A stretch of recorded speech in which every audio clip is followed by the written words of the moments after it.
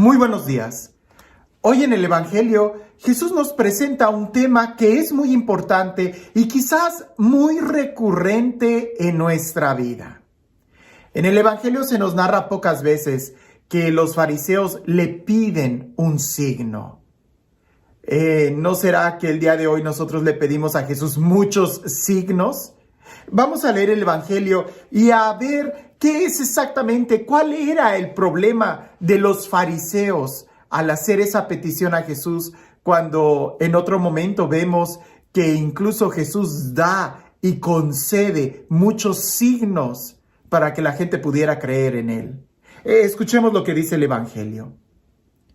En aquel tiempo se acercaron a Jesús los fariseos y se pusieron a discutir con él. Y para ponerlo a prueba, le pedían una señal del cielo. Jesús suspiró profundamente y dijo: ¿por qué esta gente busca una señal? Les aseguro que a esta gente no se le dará ninguna señal. Entonces los dejó, se embarcó de nuevo y se fue a otra orilla. En otro evangelio añade algunas palabras diciendo que no se le dará más señal que la de Jonás, pero aquí en este evangelio simplemente dice no se les dará ninguna señal. Y es que en realidad Jesús ya estaba dando muchas señales. ¿Qué fue lo que le dijo a los discípulos de Juan el Bautista cuando fueron a preguntar, ¿eres tú o tenemos que esperar a otro? Jesús dijo, vayan y díganle a Juan lo que están viendo. Que los ciegos recobran la vista, los leprosos quedan limpios, los paralíticos caminan, los sordos escuchan. Es decir, había muchos signos, incluso los muertos resucitaban. ¿Quién puede dar la vida sino solamente Dios? El problema con los fariseos es de que no creían y continuamente pedían signos para tratar de creer. Pero cuando tú no eres capaz de ver ya los signos que se te presentan, aunque te dieran más, simplemente no estarías abierto a entenderlos. Por ejemplo, imagina que tú vas manejando y hay señales, hay signos de tráfico, señales de tráfico. Si tú vas manejando y ves una señal que dice disminuya la velocidad o una flechita que tiene muchas curvas, pues tú sabes que el camino que está delante es un camino sinuoso. Si tú ves que hay un camino y una montaña y piedritas bajando en un signo amarillo, tú dices cuidado, puede haber deslaves más adelante. La lámina por sí misma, ese signo, esa señal por sí misma no tiene ningún sentido. Lo que te están señalando es una realidad que está atrás de ese signo, el camino sinuoso o posibles deslaves. Lo importante no es el signo, no es la señal, sino lo que hay atrás. Vamos a imaginar que alguien se robó las señales de tráfico. Y ya no había señales de tráfico y hubo un deslave, pero tú ves a un tránsito que está moviéndote una bandera o tiene esas señalizaciones de fuego y te está haciendo movimientos de que te vayas despacio. No vas a decirle tú al tránsito, no te hago caso porque no estoy viendo ningún signo. Hasta que no vea la señal de tránsito, no te hago caso. No, el tránsito, el policía tiene más autoridad que una señal de tránsito. Si la señal de tránsito te dice que puedes ir a 60 y el policía te dice disminuye a 40, tienes que disminuir a 40. El policía tiene mucha más autoridad que una señal. Jesús mismo tiene mucha más autoridad que las señales que él daba. E incluso más que una señal, Jesús estaba mostrando ya una realidad de que el reino de Dios ya estaba ahí. Si los fariseos no podían ver a Jesús, pues ni aunque tuvieran una señal de tránsito, si ahí está el policía diciéndote lo que está sucediendo, ahí está Jesús quien está pronunciando su palabra. Si no le crees a Jesús, no vas a creer en una señal de tránsito. Es como antiguamente los botes que eran un veneno para los seres humanos, como algunos químicos de limpieza, tenían una calavera en la parte de atrás muy dramática, ¿las recuerdas? Esa calavera significaba que era veneno lo que había en ese bote. No podías tomarlo. Era para limpiar o era ácido o era algo por el estilo. Imagina que hubiera un doctor, un químico, que te estuviera diciendo, ten cuidado con este bote porque es veneno, solamente úsalo para limpiar. Y tú lo agarras y dices, no, doctor, se equivoca, no tiene la calaverita, entonces no me hace daño si lo tomo. ¿Quién tiene más autoridad? ¿El signo de la calaverita o el químico o el doctor que te está diciendo que eso es veneno? Por supuesto que el doctor. Lo mismo sucede. ¿Qué es lo que tiene más autoridad? ¿Un signo, una señal? ¿O Jesús, quien está hablándonos directamente? El problema es que aquel hombre que está cerrado en sus propios pensamientos y si dice yo aquí no veo una calaverita, entonces no es verdad. Después va a caer con que, no, esta calaverita está incompleta, no, esta calaverita no es negra, no, esta calaverita no tiene esto y aquello, esto es de Halloween, esto no es de... Y al final va a terminar envenenándose por no creer en el doctor, en el químico.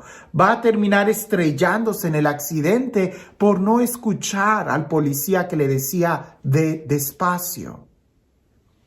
El problema no es los signos.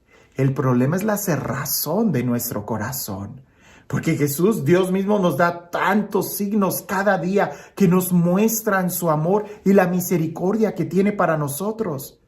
Pero somos nosotros los que a veces nos cerramos y no queremos creerle, sino que queremos creer en nuestros propios pensamientos. Y hasta que yo no vea, no voy a creer. Ya le dijo eso mismo Jesús a Santo Tomás. Más dichoso el que cree sin ver los signos, porque quiere decir que ha escuchado. ¿Quieres creer? Escucha la palabra de Dios, porque sin dudarlo la fe viene por la escucha de la palabra de Dios. Y este Dios, el Dios del amor, el Dios de la vida, el Dios de la paz, el Dios que resucitó a Jesús y que nos sigue dando muchos signos de su amor y de su presencia entre nosotros, que sea Él quien el día de hoy te bendiga, en el nombre del Padre, del Hijo y del Espíritu Santo. Cuentan por ahí que había en un tiempo muy antiguo un monasterio que gozaba del favor de Dios, porque en medio del monasterio seguido había muchas manifestaciones muy sobrenaturales. Hermanos que tenían dones de sanar, de levitar, estatuas que lloraban y cosas por el estilo. Y la gente iba a peregrinaciones a escuchar y a ver ese monasterio por los signos fuertes que había. Pero como era de esperarse, en un devenir de tanta gente, poco a poco los monjes fueron dejando de mirar a Dios para mirar los signos y ponerle más atención a los signos que al mismo Dios. Dejaron de haber signos, dejaron de haber manifestaciones, dejó de haber santidad, dejó de haber interés, dejó de haber amor. El monasterio empezó a cambiar a ser muy ordinario y más que ordinario, ya se estaba diluyendo mucho, era muy superficial. El abad, que todavía conservaba un deseo de querer ser santo, le preocupaba la vida de los monjes, así que fue a buscar a un ermitaño, a un hombre solitario que solamente se dedica a orar y que no había sido contaminado por el devenir de la gente, de la sociedad y del mundo. El abad va, se presenta ante él, el ermitaño, sorprendente porque nunca recibe visitas, le pregunta, ¿qué te ha traído aquí? Y el abad le cuenta toda la historia de cómo antiguamente el monasterio, gracias a los signos, había gozado de mucha fama, pero que ya en estos días no había signos y los monjes se habían diluido mucho en su espiritualidad. El ermitaño le dijo, ya veo, ve y dile a los monjes que Jesús está en medio de ustedes, pero disfrazado de un hermano más. El abad no entendió muy bien lo que el ermitaño le estaba diciendo, pero cuando trató de hacerle más preguntas, el ermitaño simplemente ya había cerrado los ojos para continuar en su oración profunda y de ahí no iba a salir. El abad regresa y pues decide hacer al pie de la letra lo que el ermitaño le contestó. Y juntó a todos los monjes y les dijo: me han dicho que Jesús, el Hijo de Dios, está entre nosotros, pero está disfrazado de uno de nosotros. ¿Quién será? Y a partir de ahí todos los monjes empezaron a sospechar unos de otros. Dijeron: ¿será el portero? No, pero el portero nunca barre bien. ¿Y qué tal si Jesús ha querido no barrer bien para no ser descubierto? Mejor me porto bien con el portero. Y luego decían: el cocinero es un comelón. Y si Jesús se ha disfrazado de comelón, mejor me porto bien con el cocinero, no sea que él sea Jesús. Y así cada uno empezó a sospechar de quién era Jesús. Eventualmente, el monasterio volvió a recuperar mucho la fe, la oración, el clima de fraternidad, y se enfocaron más en Dios que en los signos. Cuando la presencia de Jesús está con nosotros, en nosotros, no necesitamos más signos, porque ya lo tenemos a Él, que es mucho más importante que un signo. Que tengas un excelente día.